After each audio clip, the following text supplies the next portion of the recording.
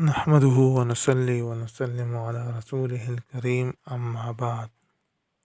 ناظرین کرام، اللہ تعالی ہمیں غلامی کے عذاب سے محفوظ رکھے۔ انسان کا جسم غلام ہو یا ذہن، دونوں اس کی تباہی کا ذریعہ بن جاتے ہیں، حتیٰ کہ انسان اپنا ذاتی وقار و وجاہت، اپنا دین و مذہب، اپنی تہذیب و ثقافت، بلکہ اپنا نسب تک بھول جاتا ہے۔ ان عذابوں میں سے ایک عذاب بسنت بھی ہے، جو کہ ایک خونی تہوار ہے۔ کئی معصوم بچوں، راہ چلتوں اور غریب مزدوروں کی جانیں پتنگوں کی دھاتی ڈوروں کا نشانہ بن چکی ہے۔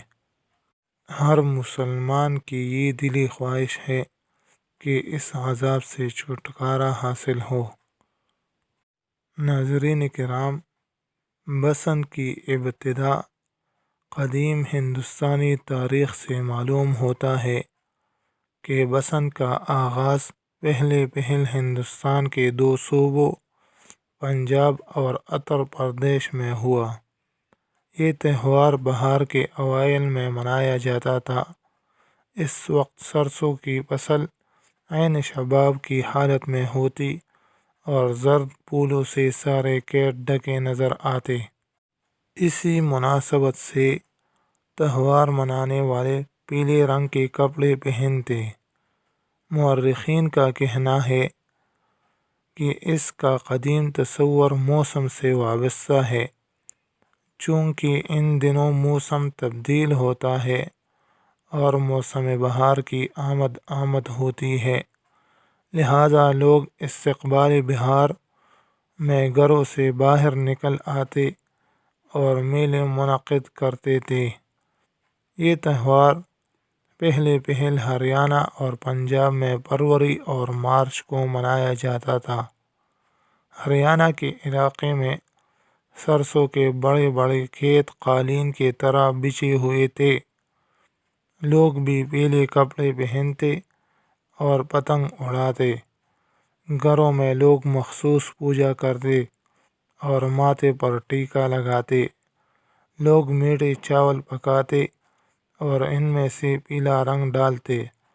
مرد پیلے کپڑے پہنتے اور عورتیں پیلی اوڑھنیاں اوڑھتی۔ ناظرین کرام، نذیر احمد چودھری لکھتے ہیں، لاہور میں بسنت کو بطور تہوار منانے کا آغاز 1747 میں ہوا۔ ایک روایت کے مطابق ایک ہندو لڑکے حقیقت رائے پر ہندو نے پیلے رنگ کے کپڑے پہن کر حاضری دی۔ حقیقت رائے نامی جوان کا تعلق سیالکوٹ سے تھا۔ وہ اس وقت کے رواج کے مطابق مسلمانوں کے ساتھ تعلیم حاصل کرتا تھا۔ مکتب میں کسی بات پر اس کا جھگڑا کسی مسلمان طالب علم سے ہو گیا، جس کے بعد حقیقت رائے نے حضور نبی اکرم صلی اللہ علیہ وآلہ وسلم کے شان میں گستاخی کی۔ چنانچہ یہ مقدمہ لاہور کے ایک قاضی کی عدالت میں پیش ہوا۔ دوران مقدمہ ہندو نے یہ موقف پیش کیا کہ مسلمان طالب علم نے پہلے ان کے اوتاروں کو برا بھلا کہا تھا، مگر وہ قاضی کو دلائل سے قائل کرنے میں کامیاب نہ ہو سکے۔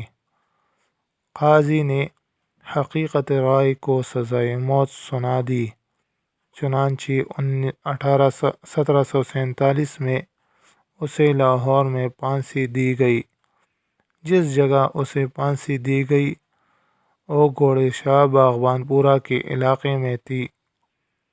ہندو کے نزدیک حقیقت رائے نے ہندو دھرم اور اوتاروں کے لیے قربانی دی تھی، اس لیے انہوں نے اس دن گستاخ رسول کی یاد منانے کے لیے رنگ بکھیرا پتنگ بازی کی اور اس کا نام بسنت رکھا۔ بعد میں اس مقام پر ایک مندر تعمیر کیا گیا جہاں اس کی موت کے دن ہندو زرد رنگ کی پگڑیاں اور عورتیں زرد رنگ کی اوڑھنیاں پہن کر حاضری دیتی اور منتیں مانتی تھیں۔ ناظرین کرام، بسنت ایک گستاخ رسول کی یاد میں منائی جانے والی رسم ہے۔ بال ٹاکرے جیسے متعصب اور اسلام و پاکستان دشمن ہندو پاکستان میں بسنت کے انعقاد کو ہندوؤں کی عظیم کامیابی کہا کرتے تھے۔ مقام عبرت ہے ہمارے حکمرانوں اور بدعقل پتنگ بازوں کے لیے کہ وہ مسلمان کہلانے کے باوجود اپنے پیارے نبی صلی اللہ علیہ وآلہ وسلم کی گستاخی یادگار مناتے ہیں۔ اللہ تعالی ہم سب کو اپنی حفاظت میں لے لے، آمین ثم آمین۔